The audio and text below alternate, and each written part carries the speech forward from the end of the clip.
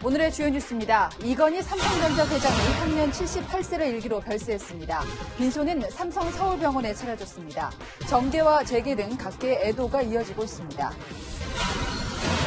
이건희 회장은 반도체 사업의 성공 신화를 통해 삼성을 세계 초인류 기업으로 키웠습니다. 부인과 자식 빼고 다 바꾸라고 했던 이 회장의 경영 철학을 돌아봅니다. 삼성의 지배구조에 어떤 변화가 있을지도 관심입니다. 18조 원에 이르는 주식 재산을 상속할 경우 상속세가 10조 원이 넘을 것으로 전망됩니다. 일본의 원전 오염수에 포함된 방사성 물질이 생식 기능을 저하시키고 유전자를 변형시킬 수 있다는 경고가 나오고 있습니다. 当然やっぱ来年、何としてでもオリンピックをやりたいから、原発のことは終わったことに。 추미애 장관이 내일 열리는 법무부 국정감사에 출석합니다. 검찰총장은 법무부 장관의 부하가 아니라고 했던 윤석열 총장의 발언에 대해서 적극 반박할 것으로 예상됩니다. 네, 시청자 여러분 안녕하십니까? 조수빈입니다. 오늘 뉴스에는 삼성전자 이건희 회장 타계 소식을 집중 보도하겠습니다. 오늘 새벽 78세를 일기로 타계했습니다. 고 이병철 회장의 삼남으로 27년간 삼성그룹을 이끌면서 세계적인 기업으로 성장시켰습니다. 조용히 가족장으로 치르겠다며 조문도 사양한다고 삼성 측은 밝혔습니다. 먼저 이상현 기자입니다. 이건희 삼성전자 회장이 오늘 새벽 78세를 일기로 서울 일원동 삼성의료원에서 숨을 거뒀습니다. 급성 심근경색으로 쓰러져 입원한 지 6년 5개월 만입니다. 부인인 홍라희 여사와 아들 이재용 부회장 등 가족들이 임종을 지켜본 걸로 알려졌습니다. 이 회장은 지난 2014년 5월 서울 용산구 이태원동 자택에서 쓰러졌습니다. 이후 심폐소생술을 받고 위기를 넘겼지만 수술 후유증 등으로 장기간 병상 생활을 이어왔습니다. 이 회장은 1942년 대구에서 고 이병철 삼성그룹 창업주의 3남 5녀 중 7째이자 셋째 아들로 태어났습니다. 신세계그룹 이명희 회장이 유일한 동생입니다. 이 회장은 부친이 별세한 1987년 삼성그룹 총수 자리에 올랐습니다. 이 순간에 우리들 자신과 국가 그리고 인류 사회의 발전을 다짐하는 자리임을 생각할 때 삼성을 세계적인 초인류 기업으로 성장시킬 것입니다. 이 회장이 취임한 1987년 9천억 원이던 삼성의 시가총액은 이 회장이 쓰러진 2014년 318조로 350배를 기록했고 자산은 8조 원에서 575조 원으로 70배 넘게 늘며 세계 1위 자리를 공고히 했습니다. 이 회장은 지난 2008년 삼성 비자금 사건으로 기소되면서 회장직에서 물러난 뒤 특별 사면을 받아 2010년 복귀했지만 2014년 입원한 이후에는 경영 일선으로 돌아오지 못했습니다. 채널A 뉴스 이상현입니다. 이건희 회장은 향년 78세로 영면에 들기 전까지 삼성 서울병원에서 투병을 해왔습니다.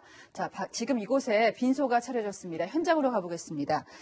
자, 권솔 기자, 빈소가 예상보다는 늦게 차려졌는데요. 상주인 이재용 삼성전자 부회장도 도착을 했다고요? 네, 그렇습니다. 상주인 이재용 삼성전자 부회장은 조금 전인 오후 5시쯤 빈소가 차려진 이곳 삼성서울병원 장례식장에 도착했습니다. 검은 정장에 마스크 차림인 이재용 부회장은 두 자녀와 함께 빈소로 들어섰는데요. 홍라희 여사와 이부진 호텔신라 사장 등 다른 친인척들도 빈소에 속속 도착해서 조문객을 맞을 채비를 하고 있습니다. 이건희 회장의 별세 소식이 전해지자 빈소가 정식 개장하기 전부터 재계 인사들의 조문 행렬이 이어졌는데요. 빈소에는 문재인 대통령이 보낸 조화가 도착했고 정몽윤 현대해상 회장과 정몽규 HDC 회장 등도 조문을 하고 돌아갔습니다. 재계 총수 가운데 제일 먼저 빈소를 찾은 이재현 CJ그룹 회장은 고인의 조카이기도 한데요. 1시간 반 정도 빈소에 머문 이재현 회장은 국가 경제에 큰 업적을 남긴 위대하고 자랑스러운 작은 아버지가 하늘에서 편히 쉬시길 바란다는 메시지를 남겼습니다. 전국경제인연합회와 한국경영자총협회, 대한상의 등 쟁회에서도 일제 입장문을 내고 삼성을 초인류 기업으로 성장시키고 대한민국 경제를 선진국 반열에 올려놓은 재계 최고의 리더의 별세에 깊은 애도를 표했습니다. 예, 가족장으로 치르겠다고 했습니다만은 앞으로 장례 일정이라는 게 어떻게 되는지도 궁금한데요. 네, 현재 빈소는 이곳 삼성서울병원 장례식장 지하 2층 4개 호실을 모두 합쳐서 차려졌습니다. 유족들이나 삼성 측에서 정확한 장례 일정을 공개하지는 않았는데요. 현재까지는 4일장을 치르고 오는 수요일 28일에 발인을 할 가능성이 높은 것으로 알려졌습니다. 현재 빈소에는 일반 조문객 등의 입장을 통제한 채 유가족과 친인척 등만 출입하고 있습니다. 삼성그룹 사장당의 조문도 내일 오전 10시 이후로 일정이 잡힌 걸로 알려졌습니다. 앞서 삼성과 유족 측은 고인의 뜻에 따라서 장례는 간소하게 가족장으로 치르고 조화와 조문은 정중히 사양한다는 입장을 밝혔습니다. 지금까지 삼성서울병원에서 전해드렸습니다. 세 번째 아들로 그룹을 물려받은 이건희 회장은 삼성을 세계적인 기업으로 키워냈습니다. 중요한 국면마다 어떻게 승부사 기질을 발휘했는지 김철중 기자가 주요 장면을 돌아봤습니다. 이건희 삼성전자 회장이 삼성그룹 부회장에 오른 건 지난 1979년. 삼남인 이건희 회장이 첫째 형 맹희, 둘째 형 창희 씨를 제치고 삼성그룹의 후계자로 임명된 겁니다. 45세의 나이로 회장에 취임한 뒤에는 곧바로 삼성그룹의 체질 개선에 돌입합니다. 제2 창업을 엄숙히 선언합니다. 그것은 삼성의 체질을 더욱 굳세게 다져 세계 초인류 기업으로 키워나가고 당시 삼성은 미국, 일본 회사의 제품을 모방하기에 급급한 추격자 처지였습니다.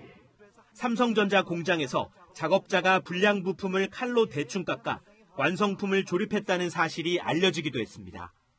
만 5년 몇 개월간 계속 불량 안 된다. 모든 것을 양을 없애버리고 질을 향해라. 이 회장은 삼성 임직원들을 향해 뼈를 깎는 변화를 주문합니다. 독일 프랑크푸르트에서 임직원을 상대로 한 신경영선언은 국내 시장에 안주해온 타성을 벗어던지고 세계 무대에서의 경쟁력을 길러야 한다는 절박함이 배경이 됐습니다. 바꾸려면 철저히 바꿔. 극단적으로 얘기해. 농담이 아니에요. 마누라 자식 빼는 건 다 바꿔봐. 초인류 품질이라는 포기할 수 없는 목표를 위해 휴대전화 화형식이라는 충격요법도 마다하지 않았습니다. 1995년 삼성전자 구미사업장에서 임직원들이 지켜보는 가운데 불량 휴대전화 10만 대 등을 불태우게 한 겁니다. 최고가 아니면 글로벌 시장에서 살아남을 수 없다는 메시지를 새기려는 의도였습니다. 96년에 일찌감치 기업의 미래 경쟁력으로 디자인을 꼽고 마케팅과 브랜드 등 모든 분야에 걸쳐 디자인 혁명에 나섰습니다. 2008년 삼성 특검으로 경영 일선에서 물러났다가 2010년 복귀한 뒤에는 삼성의 미래를 구상하는 데 몰두했습니다. 앞서가는 일본과 뒤쫓아오는 중국 틈에서 샌드위치가 될 수 있다는 위기의식은 조직 전체에 끊임없는 혁신 요구로 이어졌습니다. 항상 위기의식을 가져야 된다. 그래서 더 열심히 뛰고 더 사무를 깊게 보고 멀리 보고 연구를 해야 된다. 혁신 없이는 도태되고 만다는 경영 철학과 위기 때면 어김없이 발휘된 이 회장의 승부사 기질이 오늘날 삼성을 세계 최고 기업의 반열에 올려놨다는 평가가 나옵니다. 채널A 뉴스 김철중입니다. 이건희 회장은 이병철 선대 회장을 설득해 공격적으로 반도체 산업에 뛰어들었습니다. 승부사 기질과 초격차 전략으로 세계 1위 신화까지 일궈냈습니다. 하지만 성공의 달콤함만 있었던 건 아닙니다. 자동차 사업은 아픈 손가락이 됐고요. 특검으로 불명예 퇴진이라는 오점도 남겼습니다. 홍유라 기자가 명암을 짚어봤습니다. 지난 1974년 이건희 삼성전자 회장은 사업성이 없다는 주변의 만류에도 불구하고 사재를 털어 한국 반도체 지분 50%를 인수했습니다. 반도체에서 시기를 놓치면 기회 손실이 큰 만큼 선점 투자가 중요하다고 판단했기 때문입니다. 1983년 반도체 사업 진출을 공식화한 삼성전자는 1986년 1메가 D램을 생산하고 2년 뒤인 1988년 11월 1일에는 계열사인 삼성반도체 통신을 흡수하며 제2의 창업을 선언했습니다. 1992년 마침내 고성능 컴퓨터에 사용되는 63메가 디램을 세계 최초로 개발하는 쾌거를 이뤄냅니다. 하지만 이 회장은 만족하지 않았습니다. 같은 넥타이 메고 있으니 변화를 못 느끼고 있어요, 여러분이. 반도체가 어떻게 변해가고 전 세계 인류 기업의 기술력이 어떻게 바뀌어가고 있고. 1993년 경기도 기흥에 생산 라인을 구축하고 세계 최초로 8인치 디램을 생산해내며 국내 기업 중 처음으로 조단위 영업이익을 내게 됩니다. 이 회장은 훗날 자신의 저서에서 이를 계기로 일본 업체를 따돌리고 메모리 분야 세계 1위에 서게 됐다고 회상했습니다. 그때부터 초격차 전략으로 글로벌 반도체 시장에서 선두주자로 자리 잡았고 지난해 기준 삼성전자의 글로벌 메모리 시장 점유율은 디램 41.4%, 랜드 플래시 27.9%로 단연 1위입니다.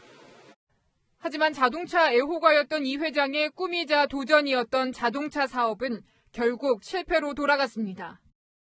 1999년 삼성 역사상 가장 큰 규모의 적자를 내고 사업을 포기했고 2000년 르노에 인수됩니다. 이 회장은 2008년엔 불명예 퇴진하기도 합니다. 삼성 비자금 사건으로 특검 조사를 받고 배임 등 혐의로 기소됐기 때문입니다. 삼성 회장직에서 물러나기로 했습니다. 지난날의 허물을 모두 제가 떠안고 가겠습니다. 이 회장이 삼성을 이끈 27년, 과감한 도전과 성공의 연속 뒤에는 뼈아픈 실패의 그림자도 있었습니다. 채널A 뉴스 홍미라입니다. 자, 이건희 회장이 직접 쓴 저서가 딱 한 권 있습니다. 생각 좀 하며 세상을 보자. 1997년 동아일보에 연재한 칼럼을 엮은 겁니다. 대기업 회장이 신문에 글을 기고했던 것도 색다르게 다가오지만요. 23년 전에 썼다고 믿기 어려울 만큼 적확하게 미래를 예견한 게 더 놀랍습니다. 인터넷도 낯설던 시절에 이미 무점포 시대가 열린다고 내다봤습니다. 박정서 기자가 다시 한번 읽어보겠습니다.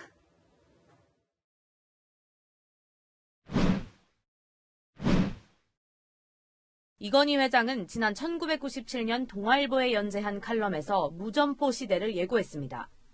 종이도 사무실도 필요 없고 배달만 전문으로 취급하는 음식점까지 생겨난다는 취지. 인터넷을 통한 전자상거래가 태동할 무렵인 23년 전 이미 정보화를 통한 비용 절감을 강조한 겁니다. 지난 1994년 학력과 성별 철폐를 골자로 한 열린 인사개혁안을 내놓았던 이 회장. 에세이에선 여성 없인 미래가 없다고 말했습니다. 이제는 한국도 21세에 가까워지고 앞으로 남녀의 평등이 절대 눈앞에 와 있어. 눈앞에 법으로 하기 전에 삼성이 먼저 해라 이 얘기지.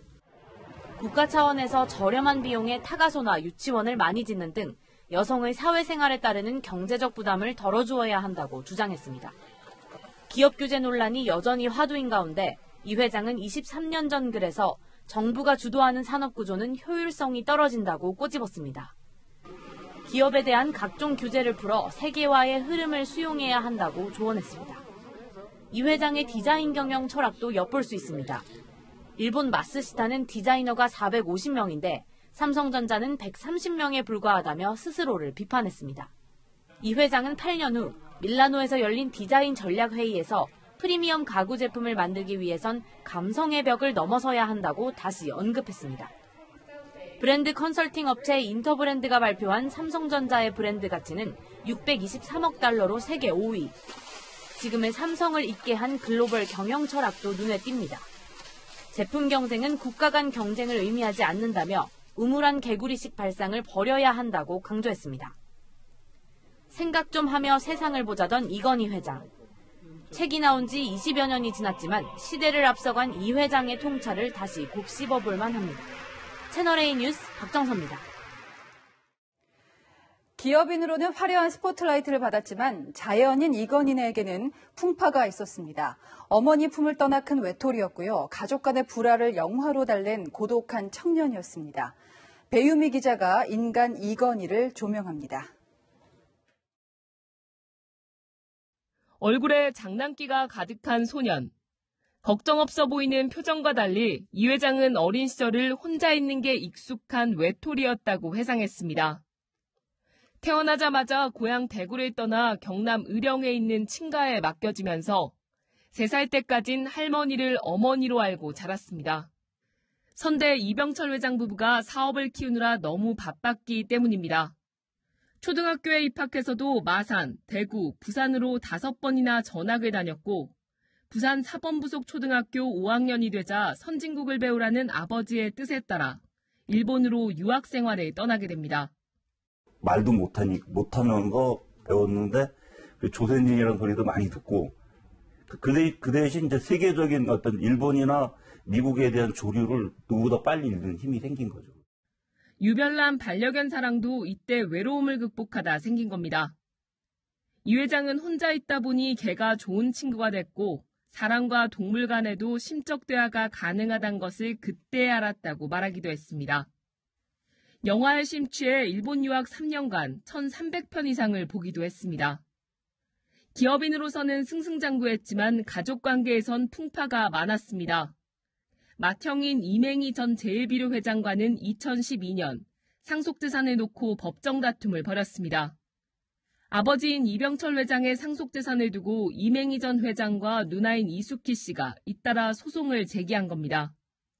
이맹희 씨가 감히 나보고 건의 할 상대가 아니에요. 날 쳐다보고 바로 내 얼굴을 못 보던 양반이라고. 미국에 유학 중이던 막내딸 윤영 씨를 지난 2005년 먼저 떠나보내는 아픔을 겪기도 했습니다. 외로운 소년에서 한국을 대표하는 기업인으로 남은 이건희 회장. 영광과 외로움, 고통과 환희가 교차했던 삶이었습니다. 채널A 뉴스 배유미입니다. 이제 관심은 아들 이재용 부회장이 이끄는 삼성 어떻게 달라질까겠죠. 이건희 회장이 투병한 지 오래라서 바로 달라질 점은 없습니다만 당장 국정농단 재판에 지배구조를 둘러싼 잡음 또 10조 원에 이르는 상속세까지 풀어갈 과제가 만만치 않습니다. 황교력 기자입니다. 2014년 5월 고 이건희 회장이 심근경색으로 쓰러진 이후 사실상 삼성을 이끌어온 이재용 부회장. 2015년 삼성 문화재단 이사장직 등을 물려받으며 승계 작업에 착수했고 2018년 공식적인 총수에 올랐습니다. 한화와 롯데의 방산과 화학 부분을 매각하는 한편 미국 전장기업 하만을 약 9조 원에 인수하는 등 적극적인 인수합병으로 도약을 위한 발판을 마련했습니다. 인공지능과 바이오 등 4가지 신사업 부분을 내세우며 미래산업 투자에도 속도를 내고 있습니다. 메모리에 이어서 파운드리를 포함한 시스템 반도체 분야에서도 당부하신 대로 확실한 1등을 하도록 하겠습니다. 하지만 넘어야 할 산도 있습니다.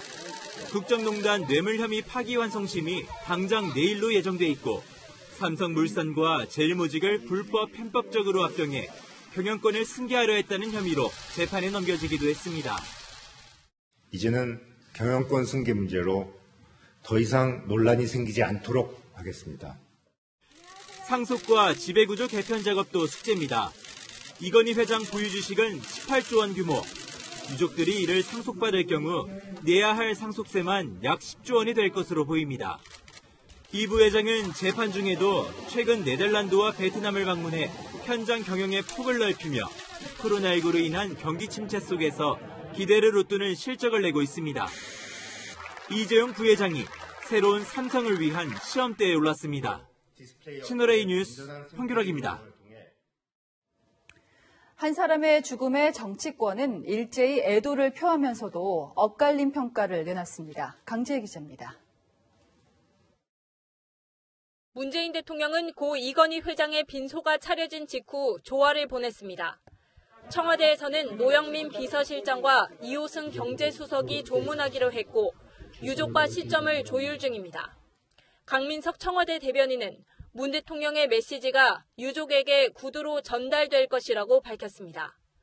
정치권에서 애도의 물결이 이어졌지만 평가는 엇갈렸습니다. 더불어민주당은 이 회장의 공과를 모두 언급했습니다.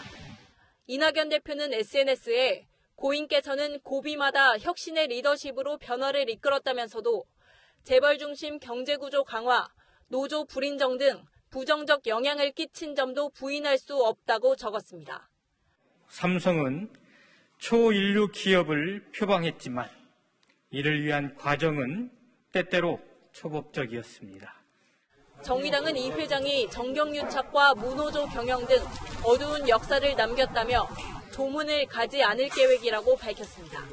이제 어두운 역사의 그림자를 지우고 재벌 개혁을 자임하는 국민 속의 삼성이 되길 바랍니다. 반면 국민의힘은 공적의 방점을 찍었습니다.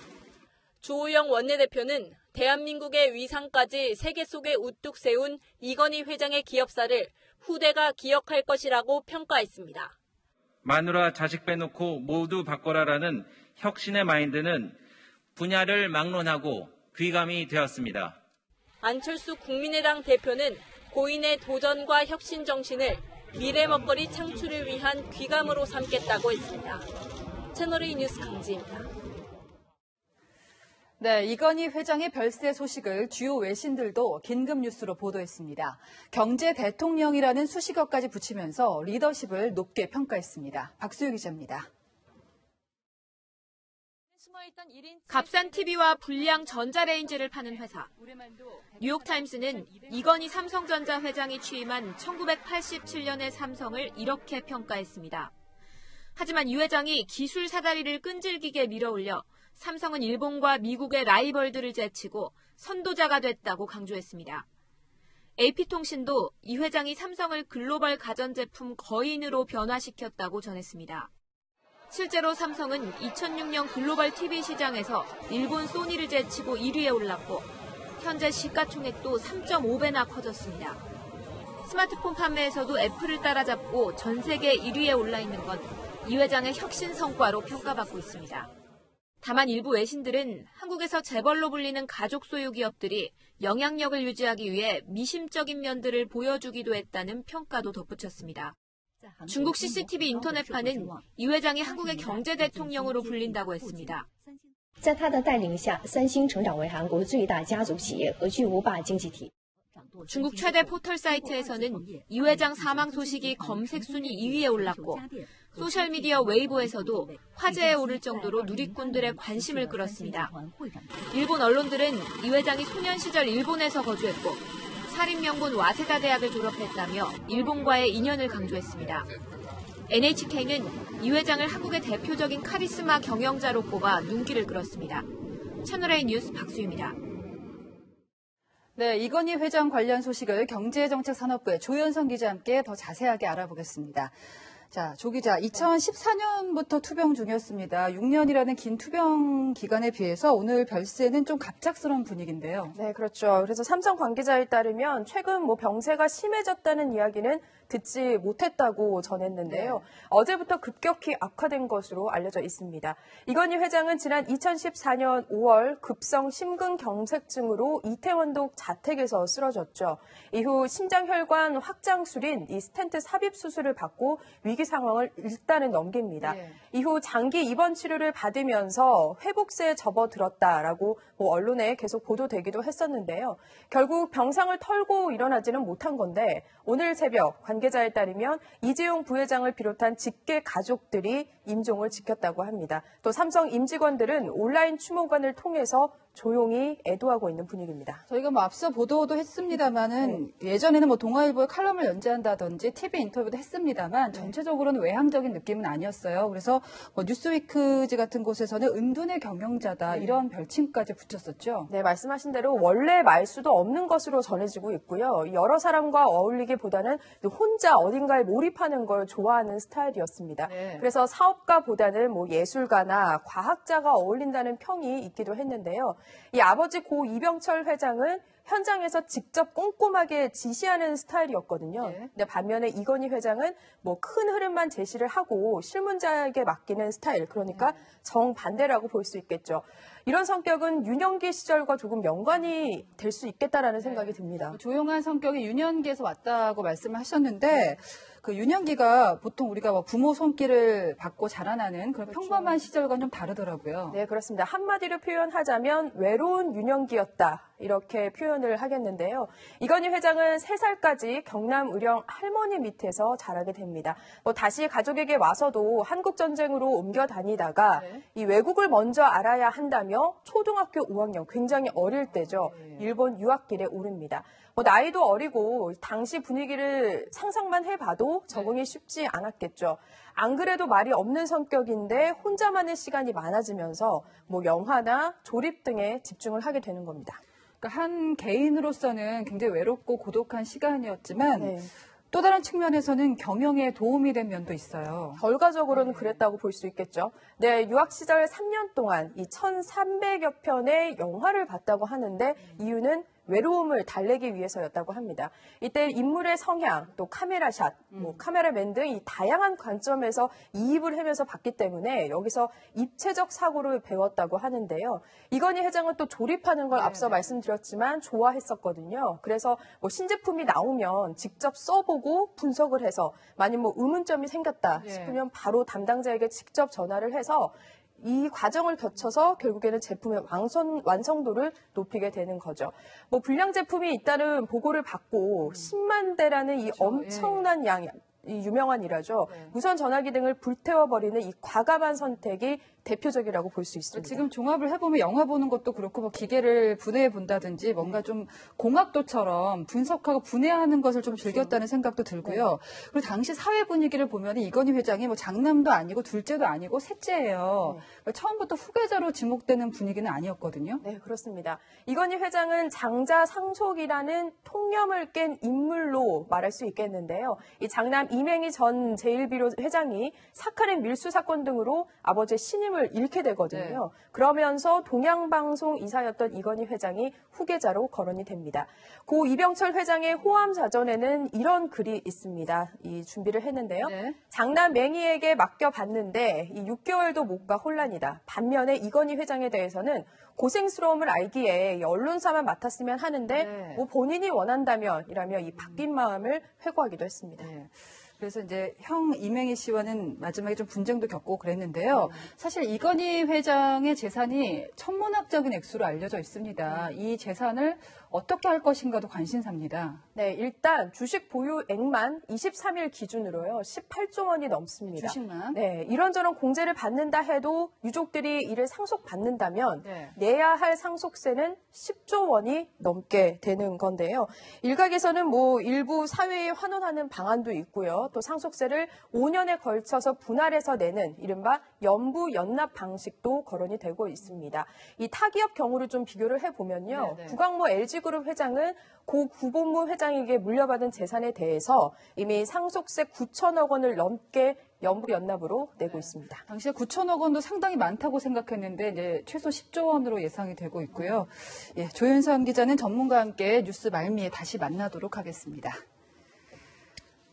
네, 다음 소식입니다. 추미애 법무부 장관이 내일 국감에 출석합니다. 작심 발언을 쏟아낸 윤석열 검찰총장에게 어떤 반격의 카드를 날릴까?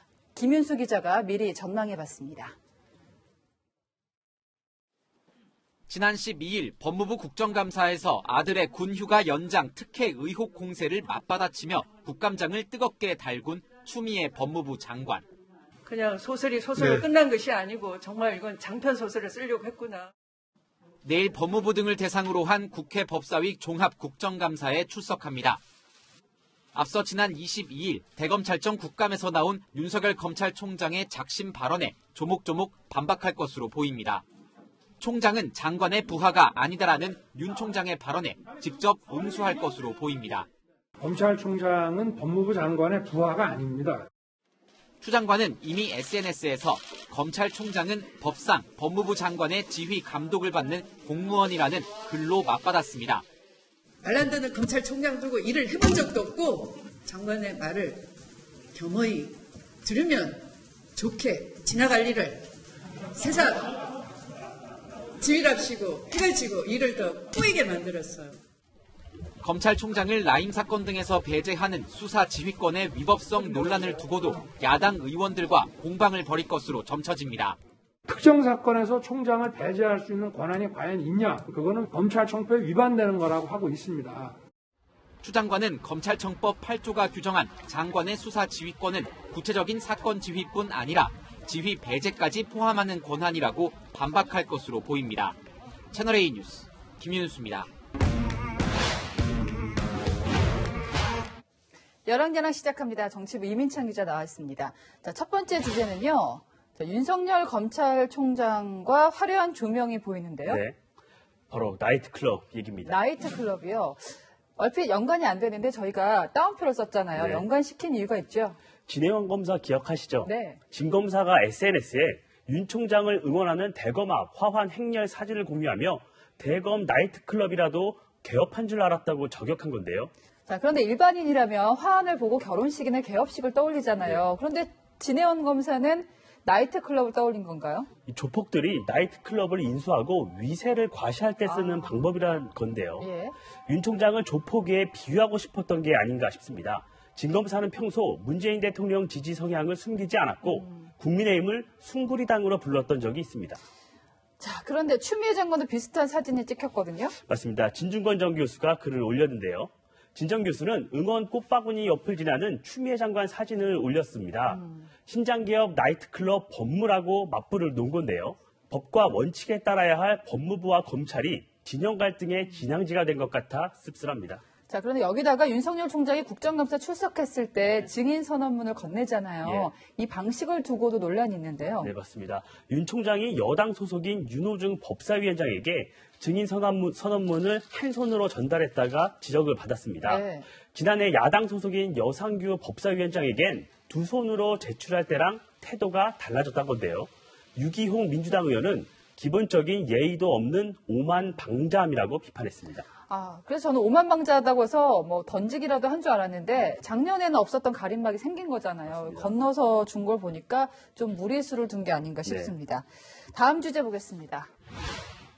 야당을 찾습니다. 네. 사실 국정감사라는 게 원래는 야당의 시간입니다. 그만큼 이번에는 추미애 장관 아들 문제, 라임 옵티머스 사태, 또 북한 피격 공무원 정말 맞습니다. 활약할 부분들이 많았는데 존재감이 그렇게 부각되진 않았어요.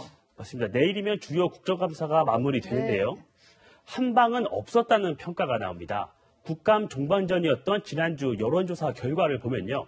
국민의힘 지지율이 국감 시작 전보다 4%포인트 하락한 17%로 조사됐는데요. 네. 반면 무당층은 5%포인트 상승했습니다. 어느 정당도 지지하지 않겠다는 사람들이 더 늘어났다는 얘기입니다. 국감 때 더 했다면 지지율이 올라갔을 수도 있는데 네. 그렇지 않았어요. 다시 얘기해서 국민의힘에게 민심이 가지 않고 있다는 얘기거든요. 맞습니다. 국민의힘은 정부의 자료 부실 제출과 민주당의 증인 채택 거부를 국감을 제대로 할 수 없었던 이유라고 주장하는데요. 네. 하지만 국민의힘의 헛발질도 영향을 미쳤다는 지적이 나옵니다.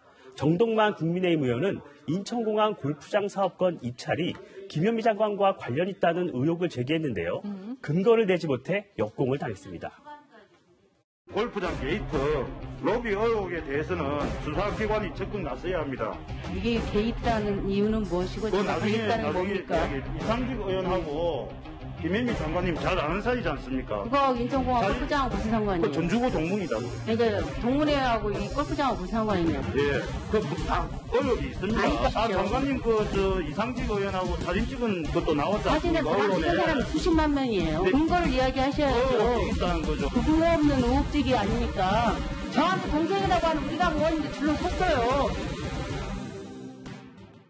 자, 그런데 정동만 의원 편을 들 수가 없는 게 저렇게 근거도 못 대면서 의혹만 제기하면은 역공을 당할 수밖에 없어요. 그렇겠죠. 이번 국감에 대해서 야당 내에서도 자성의 목소리가 나오고 있습니다. 예. 국감이 이제 막바지에 접어들었는데 과연 이번 국감이 국민에게 알 권리를 다 주었는가? 또 우리 국민의힘은 과연 잘했는가? 오늘의 열왕야랑은 보고 싶다로 정해봤습니다. 국민들에게 믿음을 주는 듬직한 야당 보고 싶습니다. 네, 지금까지 열왕야랑이었습니다. 자, 한편 단풍이 절정입니다. 아름답지만 북적이는 사람들 사이로 마스크 쓰기는커녕 거리 두기도 잊혀진 모습이죠. 강경모 기자가 현장 취재했습니다. 설악산 대청봉으로 향하는 등산로 입구. 어두컴컴한 밤인데도 대형 버스들이 쏙쏙 도착하고 얼마 지나지 않아 버스에서 내린 사람들로 등산로 입구가 북적입니다. 새벽 3시부터 시작되는 입산을 기다리는 등산객들입니다. 그런데 마스크를 턱에 걸치거나 아예 쓰지 않은 사람들을 쉽게 찾을 수 있습니다. 날이 밝자 주차장은 차량들로 꽉 찼습니다. 설악산 단풍을 즐기려는 등산객들이 몰리면서 차량들이 인도까지 점령해버렸습니다.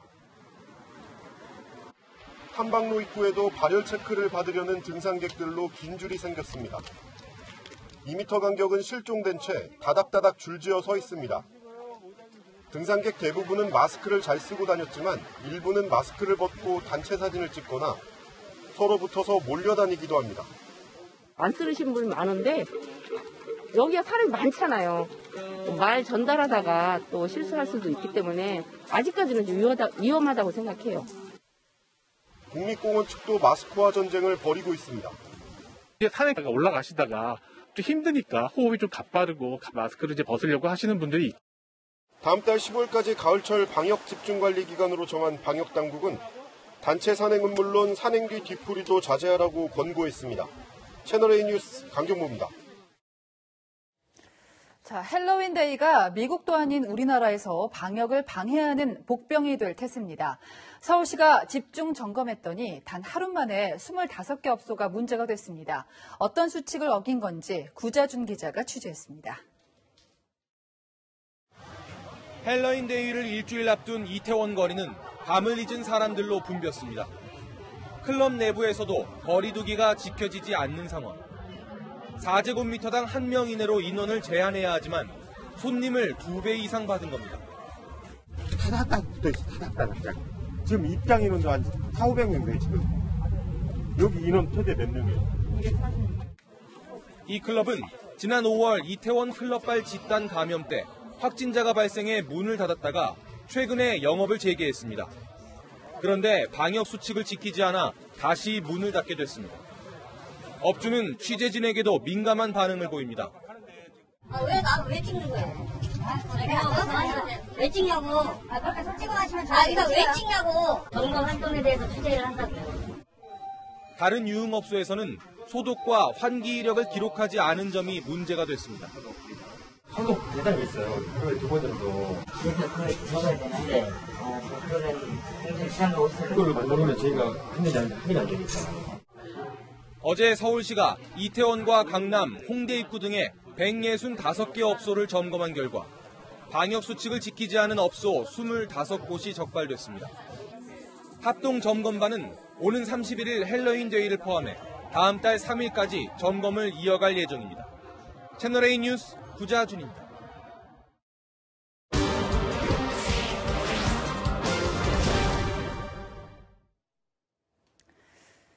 네, 방사능 오염수를 바다로 방류하겠다던 일본이 일단 한 발 물러섰습니다만 언제든 다시 시도할 수도 있죠.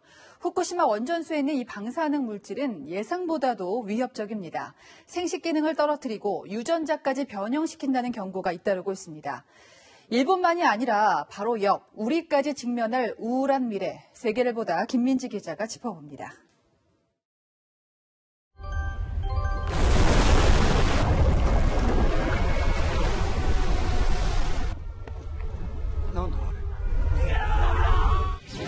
구 년 전 쓰나미가 덮치면서 폭발한 후쿠시마 원전. 남은 해결료를 시키고 나온 오염수가 매일 180톤씩 쌓입니다. 일본 정부는 2년 뒤에는 보관할 공간이 더 이상 없다며 바다에 버릴 준비를 하고 있습니다. 취임 뒤 후쿠시마를 첫 출장지로 택한 스가 총리. 장갑을 낀 채 오염수가 든 병을 만지며 난데없이 마셔도 되냐고 묻습니다.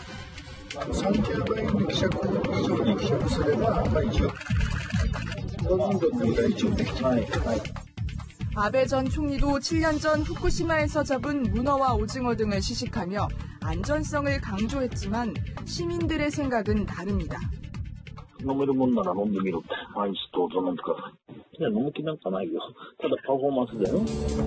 국제환경단체 그린피스는 후쿠시마 원전 오염수에는 정화장치로 걸러지지 않는 방사성 물질이 많다고 경고합니다. 특히 수소폭탄의 재료이기도 한 삼중수소, 트리튬이 문제입니다. 삼중수소는 신체에 축적될 경우 생식 기능을 떨어뜨리고 DNA 변형도 일으킵니다.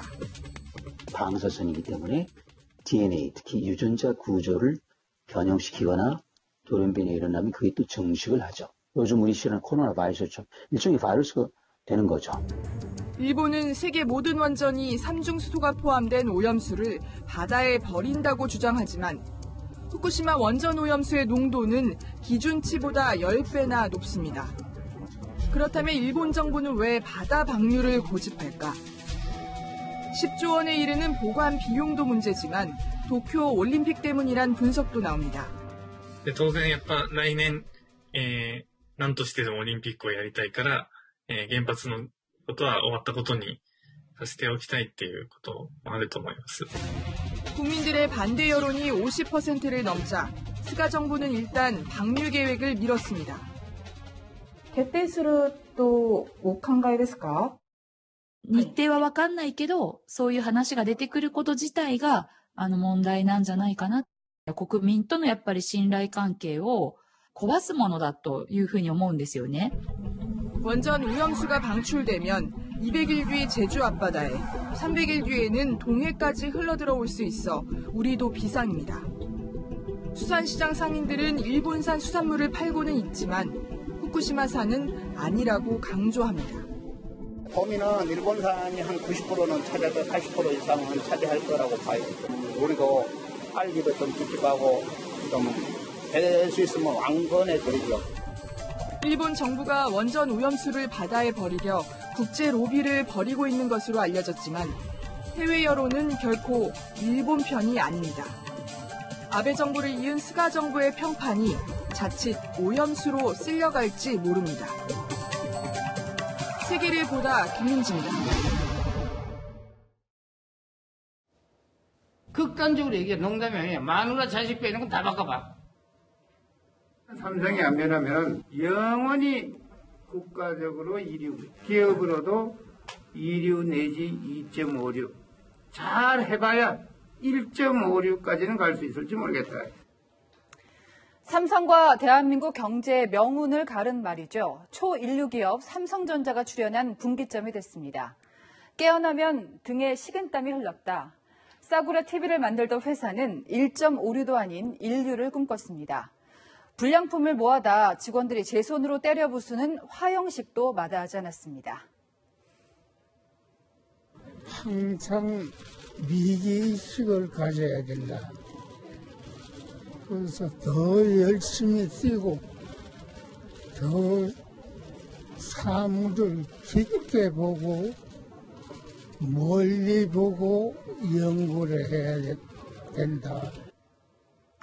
2등은 아무도 기억하지 않는다. 위기감, 이건희식 메시지의 본질입니다. 이 회장의 어록도 결국 끝없이 쫓고 쫓기는 기업과 국가의 생리를 표현한 거죠. 중국은 쫓아오고 일본은 앞서가고 한국 경제는 샌드위치 신세.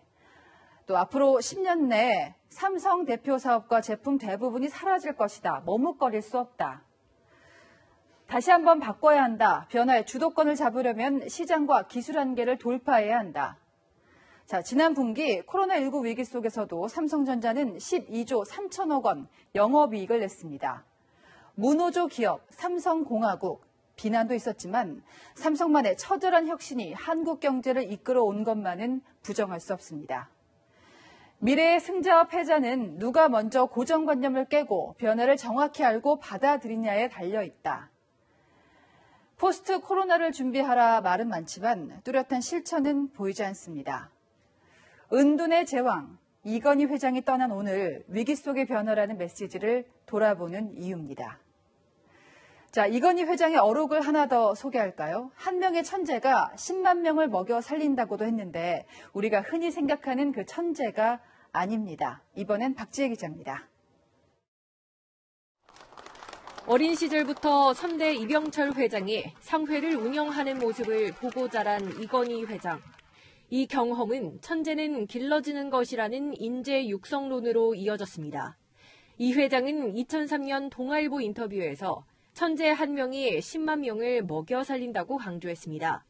이 회장은 제2 신경영의 핵심은 천재 키우기라며 천재성을 조기에 발굴해 자유롭게 경쟁하면서 성장하도록 도와야 한다고 강조했습니다. 이 회장이 말한 천재는 시험에서 100점 맞는 사람은 아니었습니다. 이 회장은 끼가 하나씩 있고 놀기도 잘하고 창의성이 뛰어난 사람을 말하는 것이라고 설명했습니다.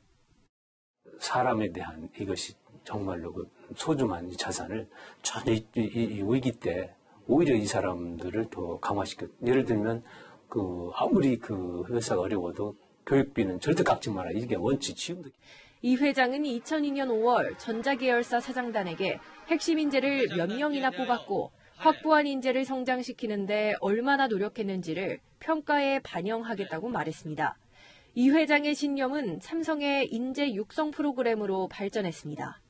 현업에 투입되었을 때 거기서 활용할 수 있는 지식까지 배울 수 있게 되어서 인재들이 커나가는 데 이바지를 한다는 차원으로 하기 때문에 그런 진정성 같은 게 더 더불어 있지 않을까.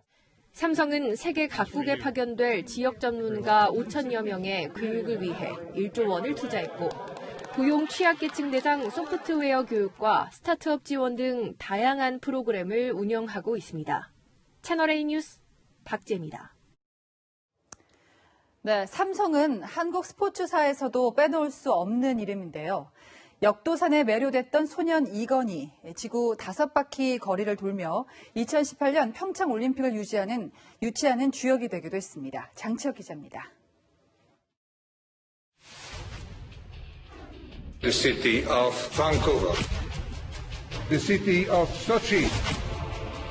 두 번의 도전 실패를 딛고 마침내 이뤄낸 올림픽 유치. 평창. 드림팀이라 불렸던 평창올림픽 유치단. 그중에서도 IOC 위원 자격으로 동료 위원들을 1대1로 물밑 접촉해 설득했던 이건희 회장의 역할을 빼놓을 수 없습니다.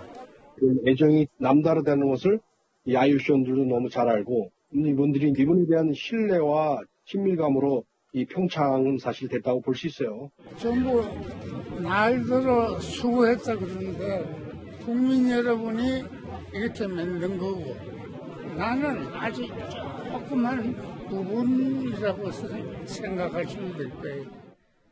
이건희 회장은 올림픽 유치를 앞둔 1년 반 동안 모두 11차례 170일간 지구 5바퀴를 돌 거리인 21만 킬로미터를 이동하며 평창을 알렸습니다. 어린 시절 역도산의 활약에 매료됐던 이건희 회장은 서울 사대부고 시절 집안의 반대에도 레슬링부에서 활동할 만큼 스포츠에 관심이 많았습니다. 국제 스포츠계에서 거물이 됐던 것도 1982년 대한레슬링협회 회장을 맡으며 올림픽과 인연을 맺은 게 그 시작이었습니다. 이건희 회장 재임 당시 한국 레슬링은 올림픽에서 매번 금메달을 따내며 황금 시대를 누렸습니다. 채널A 뉴스 장치혁입니다. 네, 이건희 삼성그룹 회장의 별세 소식을 집중적으로 전해드리고 있습니다. 자, 이건희 전후의 삼성, 우리 경제에는 어떤 의미인지 좀 돌아볼 필요가 있겠고요. 또 포스트 이건희라는 현상은 또 어떻게 봐야 되는지 이런 문제도 남아 있습니다. 자, 조윤선 기자와 함께 이인철 참 좋은 경제연구소장도 나오셨습니다. 어서 오십시오. 네. 자, 이 소장님 먼저 이건희 회장 그룹 회장의 취임이 보니까 1987년입니다. 말씀을 드렸지만 이건희 회장이 취임을 하면서 삼성이 굉장히 급격하게 변화를 했잖아요. 제2의 삼성이라고 평가받는 이유가 뭘까요? 주로 이제 대기업은 창업주가 털을 닦아 놓으면 2세가 지금 키우는데 아마 2세 경영인 가운데 가장 혁혁한 성과를 냈다라고 말씀할 수 있습니다. 1987년 11월에 삼성그룹 회장으로 이제 등극을 해서 취임을 해서 2014년 심근경색으로 경영일선에서 물러나기 전까지 27년이라는 기간 동안 삼성의 위상을 보게 되면 매출이 당시에 취임 전에 10조 원이 채 안 됐습니다.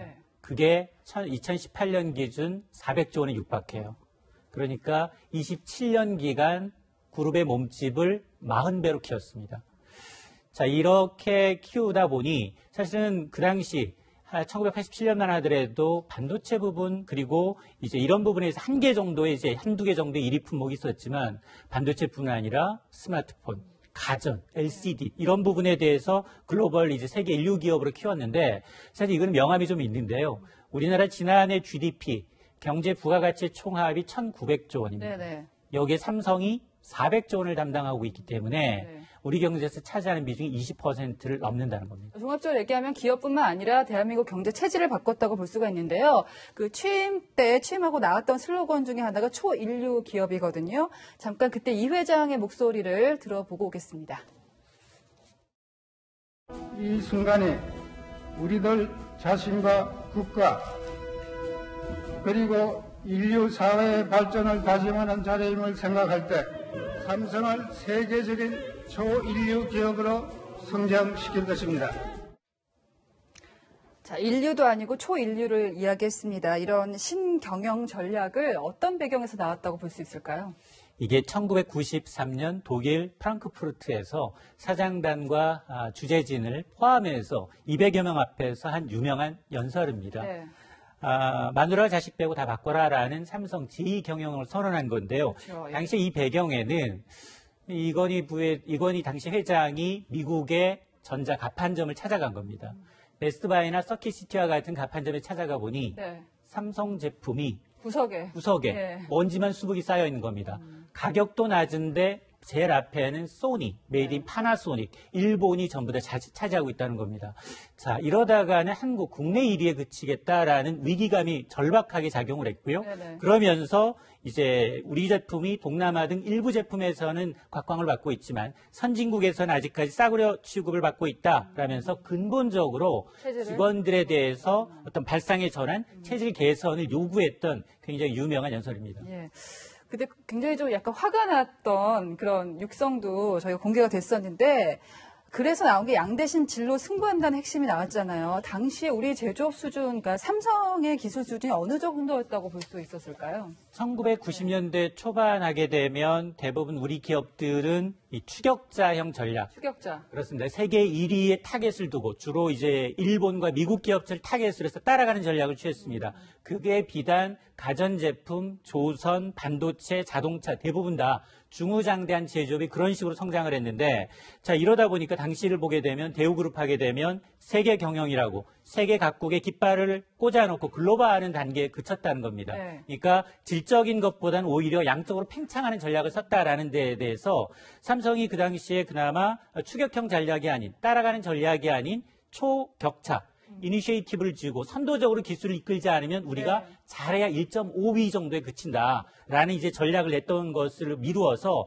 아마 이런 것들이 2000년대 들어서 삼성이 글로벌 브랜드 가치 5위에 해당하는 브랜드 가치를 쌓았던 어떤 초석이 되지 않았나라는 생각이 듭니다. 자, 이번엔 조현성 기자한테 여쭤볼게요. 그 지금 초격차 얘기하셨는데 그 대표적인 산업이 반도체 사업입니다. 사실은 그 아버지 이병철 회장을 설득을 해가면서 반도체 투자에 뛰어들었다고 알려져 있는데 맞죠? 네, 1974년으로 좀 거슬러 올라가 봐야 될 것 같은데요. 그때는 취임 전. 네, 이건희 회장이 이 반도체에 눈을 뜨게 됩니다. 말씀하신 대로 아버지 고 이병철 회장이 반대함에도 심지어 사재를 털어서 한국 반도체의 지분 50%를 인수합니다. 이 사업성이 없다는 게 주변의 만류의 이유였던 거거든요. 그런데 결국 이건희 회장 이 사업을 키웠고요. 또 여기서 좀 재밌는 포인트가 삼성전자 창립 기념일이 11월 1일인데요. 네네. 이 삼성 반도체 통신 1988년 삼성전자가 삼성 반도체 통신을 흡수합병한 날을 기념한 거기도 합니다. 그만큼 반도체가 이제 삼성그룹의 핵심이라고 볼 수가 있는데 반도체 다음으로 이제 주목받은 게 휴대전화 사업이었습니다. 그래서 앞서 저희가 영상으로도 보여드렸지만은 불량품이 나오니까 아예 불을 태워버렸습니다. 네. 어떻게 보면 그만큼 이제 휴대전화 사업을 중요하게 봤다고 볼 수 있겠죠. 네, 뭐 앞서 제 출연에서도 말씀을 드렸지만 어릴 때부터 뭐 조립을 좋아하고 그러면서 이 직접 신제품이 나오면 어떤 부분에서 분석을 하고 또 의문점이 있으면 담당자를 찾아서 해결 방법을 그때그때 찾았거든요. 네. 그런 또 밑바탕이 있었기 때문에 문제 있는 뭐 휴대전화나 무선전화기들 이 없애면서까지 과감한 선택을 할 수 있었던 겁니다. 네. 이건희 회장의 그 오력 가운데서 인재에 대한 언급이 굉장히 많았습니다. 이런 발언이 아주 단적인데요. 잠깐 들어보겠습니다. 삼성이나 제 인사 방침은 신상필보 잘하는 사람은 더 잘하게끔 발탁을 하고 못하는 사람은 과감하게 누르고. 그러니까 인재에 대한 얘기는 워낙에 이제 얘기가 많아서 한마디로 요약을 하면은 능력주의. 그러니까 한 명의 천재가 10만 명을 먹여 살린다. 저희가 앞서도 얘기를 했는데 여기서 얘기하는 천재가 우리가 생각하는 그 공부 잘하는 천재도 아니고요. 맞습니다. 이 삼성 기업 문화 핵심을 인재라고 볼 수 있겠죠. 그러니까 기업들은 대졸 신입사원을 뽑아서 교육시키는데 엄청난 이제 돈을 투자하거든요. 그렇죠. 그래서 천재라는 건 정말 시험을 잘 보는 100점짜리 천재가 아니라 와서 교육을 시키고 그 시너지를 낼 수 있는 창의적인 인재를 얘기하는데 삼성의 인재 경영 크게 세 가지 특징이 있습니다. 1994년부터 성별 그리고 이 학력 제도를 철폐합니다. 그리고 이 블라인드 체제죠. 그리고 2002년부터는 계열사별로 핵심 인력 실적을 고위 임원들의 평가, 인사평가의 평가 기준으로 넣습니다. 그러면서 특히 여성 인재에 대해서 굉장히 비중 확대를 해갔어요. 또 하나가 이제 시장별, 세계 시장으로 글로벌화되다 보니까 아마 임원들 중에 파란 눈에 외국인들이 꽤 보여요. 그러다 보니까 이건희 회장이 이런 인재 중심의 경영이 그대로 중관리 이상의 이제 경영자 측면에서도 여성 그리고 외국인 이제 굉장히 많은 이 이사들이 이제 쏙쏙 배출이 되고 있는데 당시의 어록을 보게 되면 1년 앞을 내다보기 힘든데 이렇게 변하는 사실에서 5년에서 10년 뒤를 예측하는 건 불가능하기 때문에 정말로 이런 해답은 바로 인재를 구하고 교육시키고 키우는 것이다. 그게 바로 천재다라는 겁니다. 자, 여기다가 좀 어두운 면도 저희가 좀 얘기를 해봐야 될 텐데요. 이건희 회장의 뭐 실적이나 위상은 말할 것도 없지만은 사실 실패로 꼽히는 장면들도 좀 있습니다. 몇 가지 좀 짚어볼까요? 맞습니다. 사실 공과 과가 분명하죠. 크게 한 세 가지 정도를 들 수 있는데요. 우선 이제 삼성이 자동차에 진출해서 실패한 경험이 있고요. 대표적인 케이스죠. 그렇습니다. 그리고 무노조 경영도 굉장히 뼈아픕니다. 글로벌 기업이 노조 없는 무노조 경영을 2세대까지 했어요. 그리고 정관계 로비 의혹이 밝혀진 엑스파일 사건을 들 수 있는데 특히나 경영적인 측면에서 삼성 자동차 만화광이면서 영상광인데다가 자동차도 광이에요. 그러면서 이제 회장이 되면서부터 마음속에 갖고 있던 것을 1995년에 실현합니다. 일종의 자동차에 대한 로망이 있었던 맞습니다. 걸로 보여요. 삼성 자동차를 출범하는데 시기가 교묘합니다. 당시는 현대차, 대우차, 기아차, 쌍용차, 국내 완성차들이 포화 상태인 상황에다가 1997년 외환위기를 맞습니다. 자, 이러다 보니까 이제 1998년에 SM5를 첫 출시하지만 4조 원의 부채를 남기고 법정 관리에 들어갑니다. 이후에 르노로 인수가 되고요.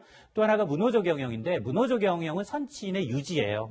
그 이병철 회장이 노조 최고의 인력들한테 최고의 대접을 해주면 된다. 노조는 필요 없다. 이걸 꼭 받들어라라고 이제 유지를 남겼기 때문에 이걸 유지했는데 최근 들어서 이재용 부회장이 무노조 경영을 타파했기 때문에 일단 마무리되는 국면이고요. 또 하나가 이제 정관계 로비 의혹이 밝혀졌던 이 엑스파일의 경우에는 안기부의 불법 도청으로 삼성이 대통령 후보, 유명 정치인, 정관계인들 떡값 로비한 사실이 드러나면서 실형을 살았고 이것 때문에 경영 일선에서 물러나게 됐습니다.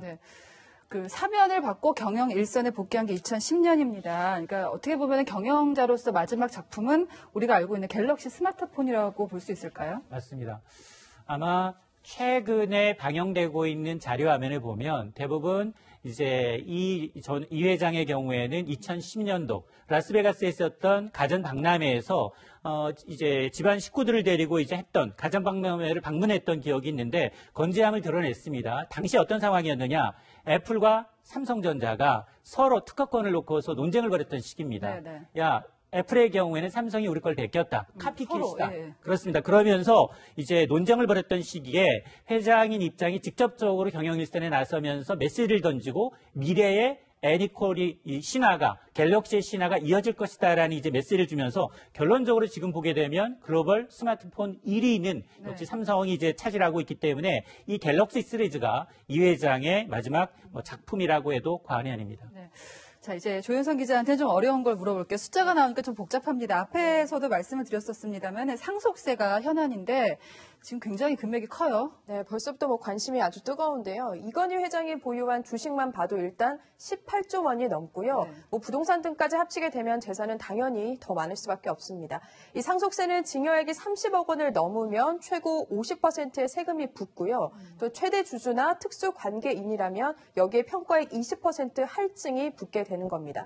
근데 이런저런 이 공제를 받는다 해도 10조 원이 넘는 걸로 추정이 되고 있는 상태입니다. 최소 10조 원인 건데요. 네. 흔히 LG 사례하고 비교를 해볼 수가 있는데 분납을 해도 이게 현금이 있어야지 낼 수 있는 거잖아요. 네. 현금 확보가 되고 있습니까? 문제는 말씀하신 대로 이제 현금 확보가 가장 큰 문제인데요. 이 전문가들한테 좀 물어보니까 이 계열사 정리가 좀 되어야 되지 않겠냐라는 의견들이 모아지고 있었습니다. 뭐 매년 순이익 10조 원 정도 생긴다 해도 그러니까 이게 뭐 개개인 돈이거나 가족 돈은 아닐 수 있는 거잖아요. 네네. 그렇기 때문에 이 그룹의 큰 줄기인 뭐 전자와 금융 쪽 외에 계열사를 매각한다든지 하는 이런 방법들을 쓰지 않겠느냐 이런 여론이 나오고 있습니다. 예. 또 이재용 부회장만 해도 개인 자산이 이 지분을 합치고 나면 7조 원 정도로 추정된다고 전문가들은 이야기를 하고 있는데요. 네네. 현재 임금을 받지 않고 있고요. 또 아시다시피 또 개인 자산이 상속세를 넘는 수준은 아니기 때문에 네. 이 다른 방법을 통해 자금을 마련해야 하지 않을까라는 이야기가 나오고 있습니다. 지금 말씀하신 상속세 10조 원이 이재용 부회장 혼자 납부하는 게 아니라 이제 분배를 해서 그렇죠. 네. 총 금액이 그 정도 나올 것이다. 최소한 그런 말씀인 것 같습니다. 조현성 기자 또 이인철 소장님과 함께 짚어봤습니다. 네, 다음 뉴스입니다. 저희가 단독으로 취재한 건데요. 군인과 함께 근무하는 공무원, 군무원이라는 게 있습니다. 이 시험도 요즘 경쟁률이 치솟고 있는데요. 특정 지역, 특정 날짜에만 합격자가 많이 나왔다면 뭔가 이상합니다. 실제로 이런 일이 벌어졌는데요. 이유가 무엇인지 정한희 기자가 단독 취재했습니다. 문제가 된 건 육군 군수 9급 군무원 채용 시험입니다. 379명을 뽑는데 6,000명 넘게 지원해 16.8대 1의 경쟁률을 기록했습니다. 그런데 최종 면접에서 이상한 일이 벌어졌습니다. 필기 합격자가 많아 3주에 나눠 면접을 치렀는데 마지막 주 닷새 합격률만 90%에서 100%에 이른 겁니다. 1, 2주차 합격률이 50% 안팎에 그치는 것과는 대조적입니다. 눈에 보일 정도로 확실하게 이상하잖아요. 그래서는 모두 비공개다라는 답변만 들어왔습니다. 어떻게 이런 일이 가능했을까? 육군에 확인한 결과 1, 2, 3주차 면접관이 모두 달랐습니다. 평가 기준도 제각각이다 보니 면접 점수에서 편차가 발생한 겁니다. 더욱 황당한 건 면접자들을 지역별로 나눈 겁니다. 결국 3주차의 면접을 본 창원시와 광주시의 합격률만 90%를 훌쩍 넘었습니다. 이런 생각을 한다는 것 자체가 너무 우스운데 내가 광주나 창원에 입수만 하고 필기시험만 그쪽에서 봤다면 합격하는 거 아닌가. 육군 측은 점수 편차가 발생한 점에 대해 인정하면서도 이번 시험 피해자에 대한 구제 방안은 없다고 밝혔습니다. 청년들이 1년간 이렇게 준비를 해서 국가시험에 응시를 하게 됐는데 군에서 원인을 철저히 조사를 하고 재발 방지 대책을 마련하는 게 아주 시급하다. 이렇게. 군무원 시험의 공정성 조사를 요청한 국민청원까지 등장한 가운데 군의 졸속 행정으로 응시생들만 분통을 터뜨리고 있습니다. 채널A 뉴스 정한입니다. 네, 이번에는 코로나19가 바꾼 마라톤 현장으로 가보겠습니다. 언택트 형식인데요. 땅 하면 다 같이 튀어나가야 경기를 시작하는데 이런 거는 어떻게 해결했을까요? 사공성근 기자입니다. 마스크를 쓴 대회 참가자들이 출발선 앞에 서 있습니다. 예전처럼 출발 신호에 맞춰 한꺼번에 뛰는 것이 아니라 10m 거리를 유지하면서 한 명씩 순서대로 출발했습니다. 레이스 한 번에 참가할 수 있는 인원도 80명 이하로 제한됐습니다. 정해진 주행 레인에서 달려야 하고 추월할 때도 별도 레인을 사용해야 해 참가자 간 접촉도 줄였습니다. 이번 대회에는 일반 도로 대신에 올림픽 주경기장과 보조 경기장만 사용했습니다. 두 경기장을 한 바퀴 돌면 1km 거리인데 10바퀴 도는 것으로 레이스가 마무리됩니다. 평소 달리기를 좋아하는 안철수 국민의당 대표도 10km를 완주했습니다. 오랜만에 현장에서 이렇게 경기를 하니까 참 좋기는 합니다만 옛날에 많은 사람들이 모여서 한꺼번에 함성 지르면서 뛰어가는 그런 것을 느끼지 못해서 참 아쉽습니다. 방역수칙을 준수하며 달리기를 즐길 수 있게 대회를 열어주었고 너무 달리기의 갈증이 크게 해소된 것 같습니다. 이전에 없던 새로운 방식의 마라톤 대회가 가을 주말을 새롭게 채웠습니다. 채널A 뉴스 사공성근입니다. 문재인 대통령이 조금 전 비서실장을 통해 이건희 회장 유족에게 메시지를 전했습니다. 주요 내용은 한국 재계의 상징이신 고 이건희 회장의 별세를 깊이 애도하며 유가족분들께 심심한 위로의 말씀을 전합니다. 그분이 보여준 리더십은 코로나로 경제가 어려운 시기에 위기 극복과 미래를 향해 도전하는 우리 기업들에게 큰 귀감과 용기가 되어줄 것입니다. 다시 한번 고인의 명복을 빕니다가 주요 내용입니다. 오늘 낮 동안 추위가 누그러지면서 온화한 가을 날씨를 보였습니다. 월요일인 내일은 오늘보다 기온이 더 오를 텐데요.